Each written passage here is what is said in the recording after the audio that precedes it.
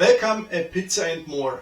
You think it's necessary that a pizza dough raises very long? This is absolutely correct.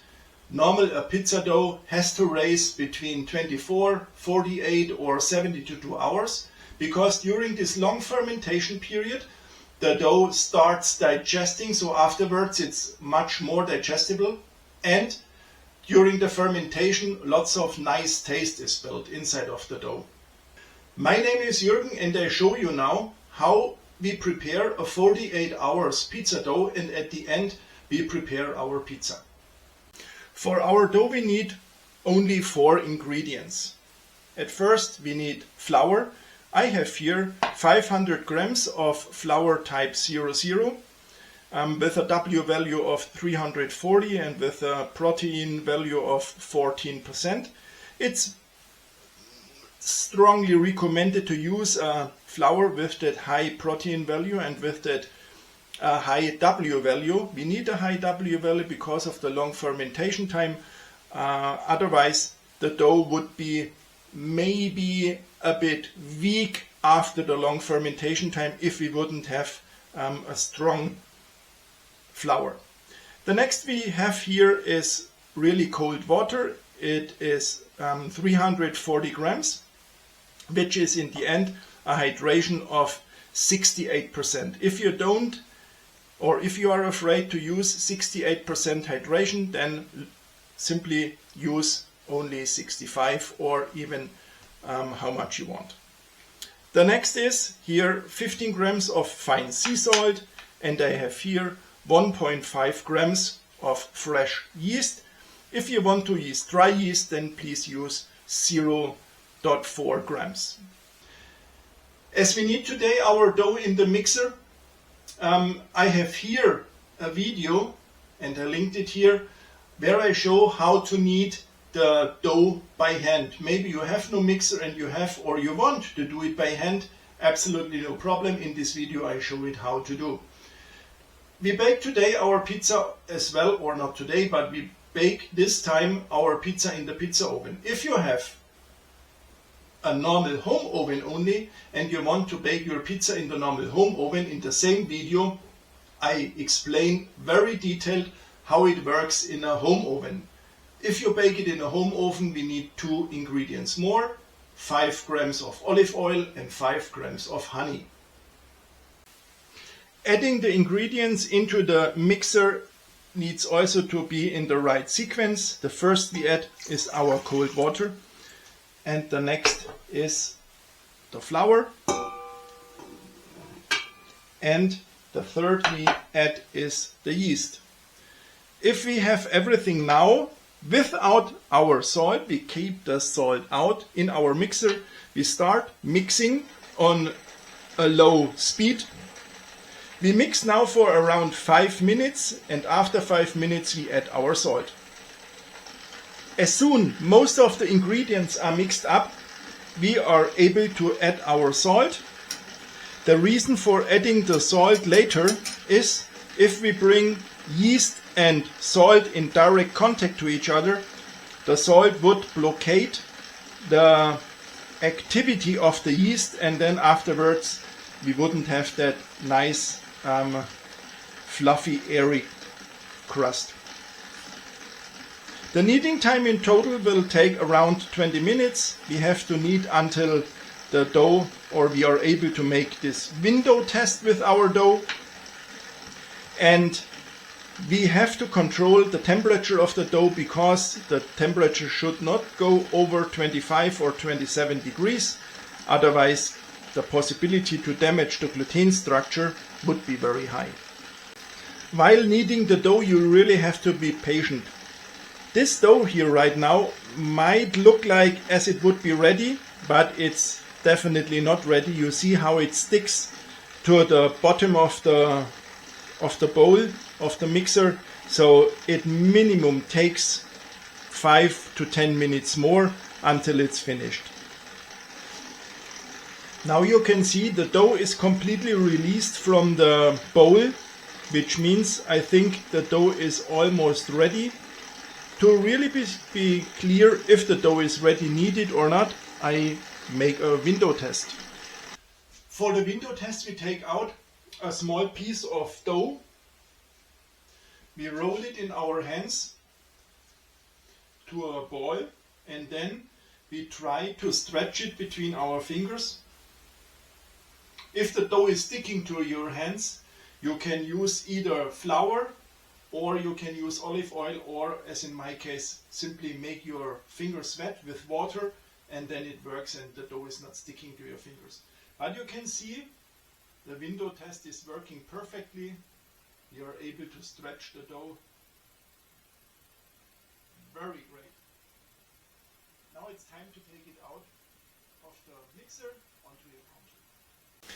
If you have your dough now in front of you on the counter, then we have to shape a nice ball. Therefore, we get from the left and from the right, and we lift the dough, put it back, and stretch it and fold it. This is the so-called stretch and fold. We stretch it and we fold it over.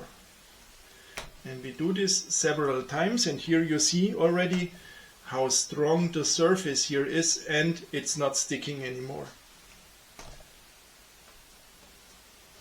This dough is now zero sticky, and this with a hydration of 68%. To make the nice dough ball, it's required to turn the dough and then go with the little fingers under and pull it. And then turn it again and pull it. The top of the dough stays always on top, and we are not rolling the dough, we are only pulling the dough. And here now you can see the dough is not sticky anymore. Good. If we have this nice dough ball, we place it into a bowl or into a box or wherever, whichever you have, and then on this box we close the lid.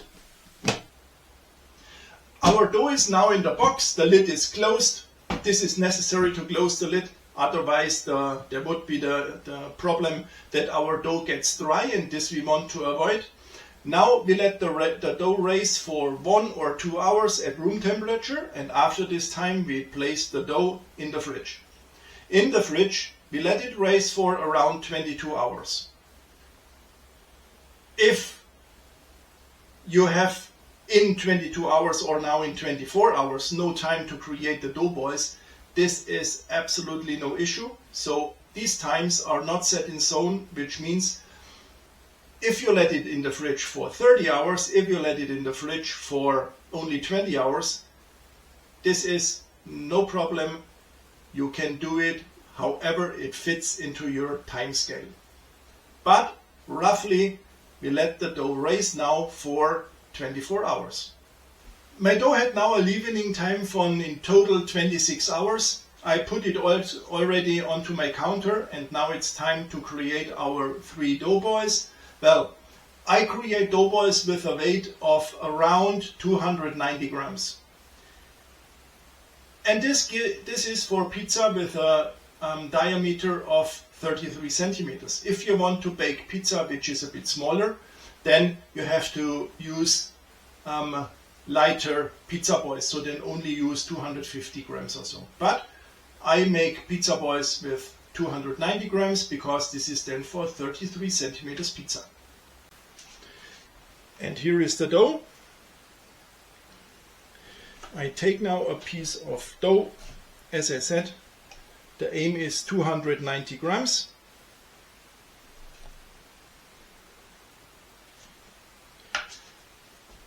Here we have now our 3 pizza balls with 290 grams, and we have, or I show you now, 3 different possibilities how to shape the pizza balls. The first one is you take the pizza dough into your hands, and then you always stretch it here a bit, and then you put everything under. And you stretch it here, and the rest is pushed under. I hope you can see this. and then you get here a very strong surface. If you have here air bubbles already, it doesn't matter, you can damage them, and that's really no problem. This shows only that the dough already started his fermentation. You can also use these two fingers, place the dough between your fingers, and then always try to push all the rest of the dough between your fingers upwards, and then you create this dough ball. At the end, you close your fingers so that the bottom of the dough ball is closed as well, and then it goes back into the box. If the dough is sticking to your fingers, this shouldn't be a big problem. Then you can use some olive oil, and then the dough stops sticking. The next version how to create a dough ball is that you place it on the counter, and then here you stretch everything and fold it back to the center, and so you go around the circle. This is almost the same, but you see we press here as well to the center like we did in the hand. And if you are around the circle, then we turn the dough ball to the other side, and then we start turning it, and we don't roll it, we pull it to us, and we use the little fingers, put the little fingers under, and then we pull the dough to us. This is the same procedure like we did with the big dough ball. And also here you can see all the air bubbles already.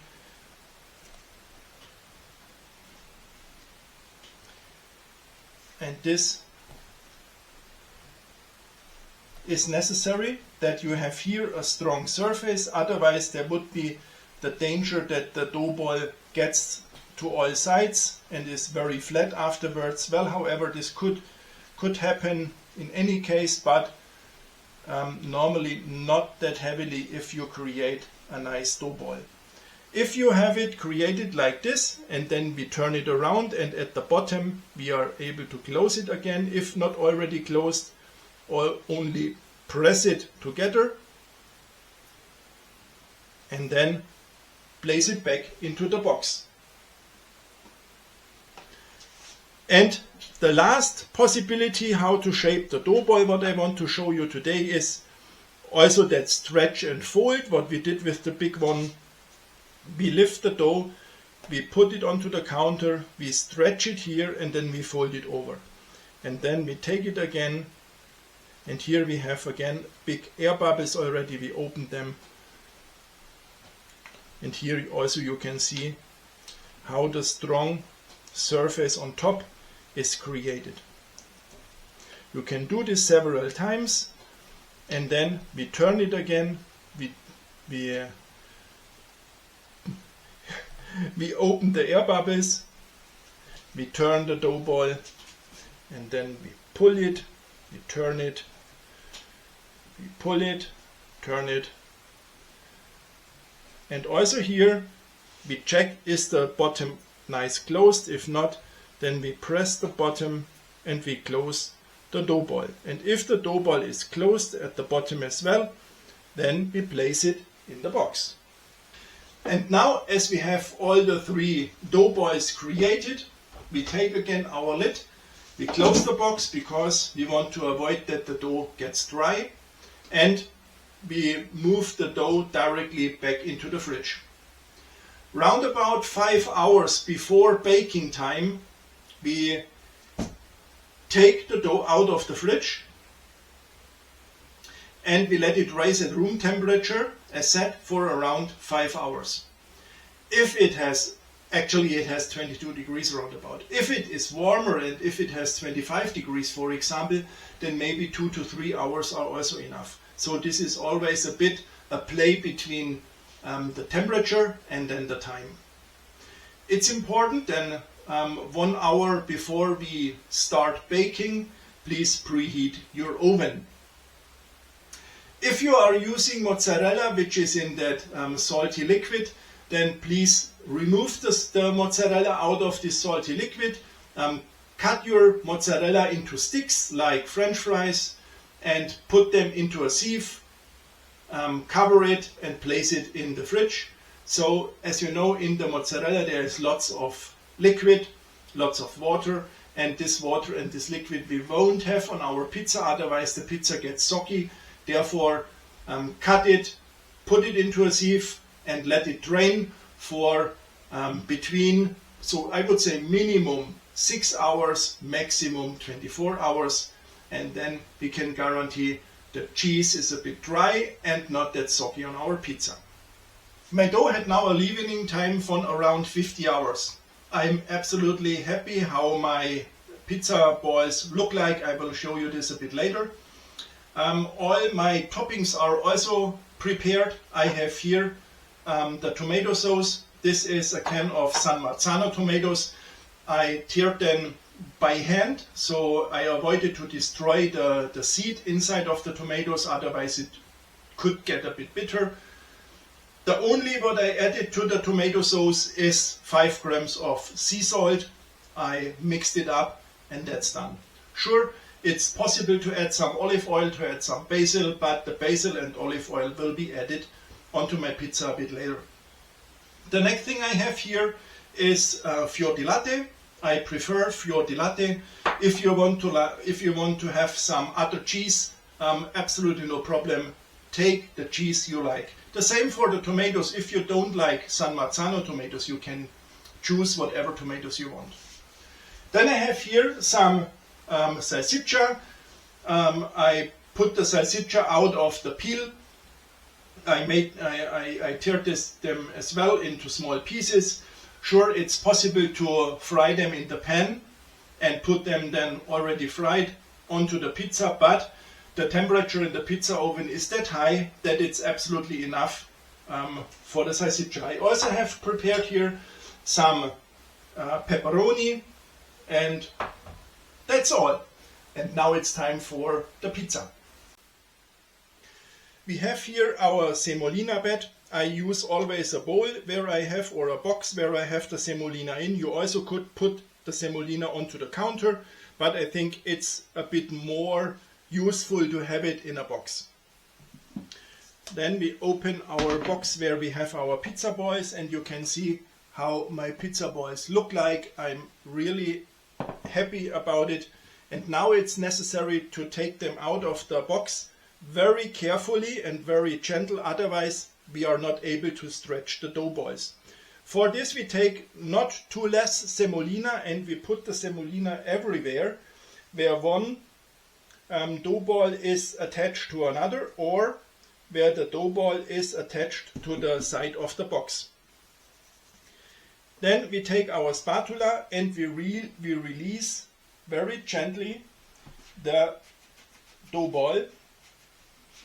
If we are too brutal to the pizza dough or to the ball, we would have the danger that the dough gets stressed and we have no chance to stretch it to a nice pizza, and that's the reason why we are very, very careful to our dough. Then we lift it out. You can see how full of air it is and how it lifts already, and then we put it into our semolina bed. Of course the box needs to be big enough, otherwise the dough ball has no space. Then we close again the box, otherwise our remaining dough balls would get dry. Then we flip our dough ball several times around, but please be very gentle here and don't press the dough, otherwise there is the possibility that it gets stressed again. Then, if the shape is not nice and round, we prepare a nice and round shape. If you see already very big air bubbles, you can open them. And then we start shaping our pizza. Here, therefore, you cover your fingertips with semolina and then you start pressing from the center towards the crust. Which means we press all the air which is inside of our dough towards the crust. if we done the first half, we flip it around and we do exactly the same from the other side as well. We let round about 1.5 centimeters or 2 centimeters of crust over. We don't press at this piece of dough at the crust because we want to have this air in our crust. As I said, if we see here big bubbles, we open them because otherwise the big bubbles would burn in the oven. If we have almost a nice shape and you see, oh, the dough is sticking somewhere, put some semolina to your counter and then it stops sticking immediately. Because this is very, very dangerous. If the dough sticks, then you could have the problem that you are not able afterwards to launch the dough properly into your oven. Then we put it over our hands and then we stretch the dough. Not to its final size, because the final size is later on done when the dough is on our peel.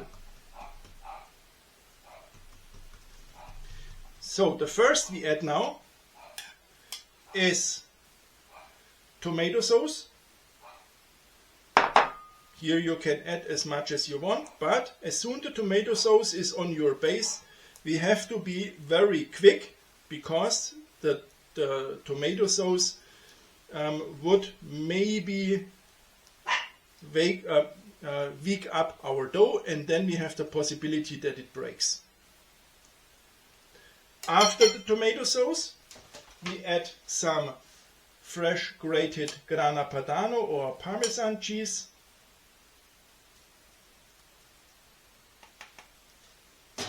And then some fresh basil. You can add the basil also afterwards, it doesn't matter. As next, the fior di latte. Don't add too much cheese, otherwise we taste only cheese on our pizza instead of all the other nice ingredients.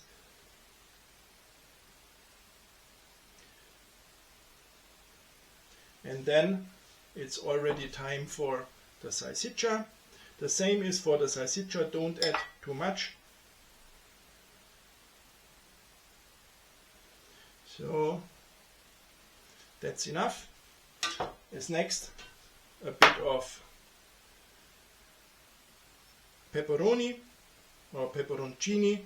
They are not that hot because the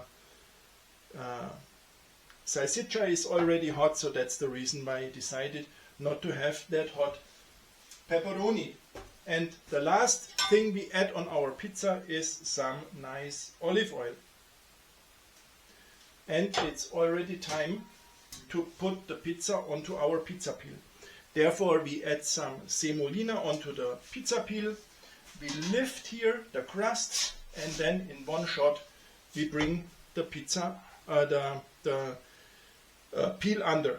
Now we stretch the pizza to its final size. As I said already, the final size is done as soon as the pizza is on the peel. If you see now that there are some empty spaces due to the stretching, then we can add here some additional cheese, because it's not that nice if there is too much free, and if necessary and wanted, some additional salsiccia.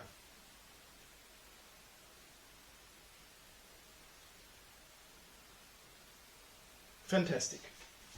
And now it's time to put the pizza outside to the terrace into the oven.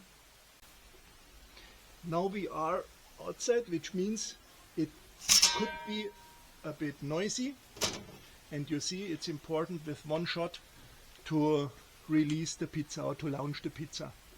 I lowered the flame to the minimum because, as you see, I have here a biscotto, and the biscotto is a bit thicker than the original stone, which means the pizza is higher and there is the temperature also higher. That's the reason why I lowered the flame to the minimum.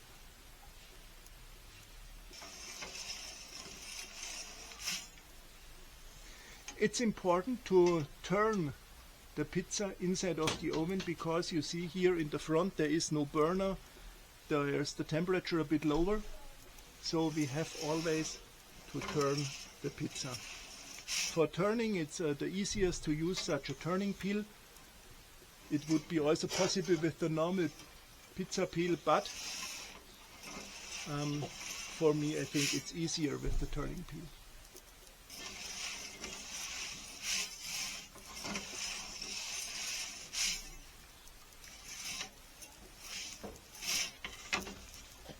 Back in the kitchen, and here is the pizza, and you see it's perfectly cooked, and these are these bigger air bubbles which get easily burned if you are not carefully.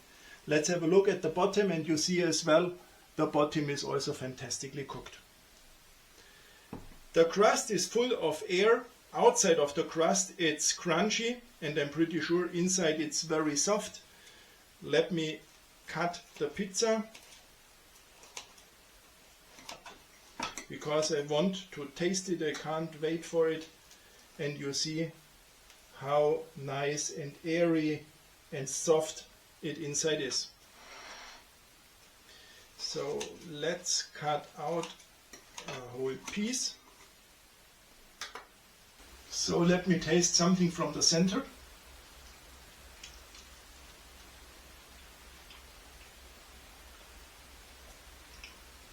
It's possible to taste each of the ingredients separately, which is exactly what we want. There is the possibility to taste the cheese, the tomato, the salsiccia, the pepperoni. Fantastic. Now a bit of the crust.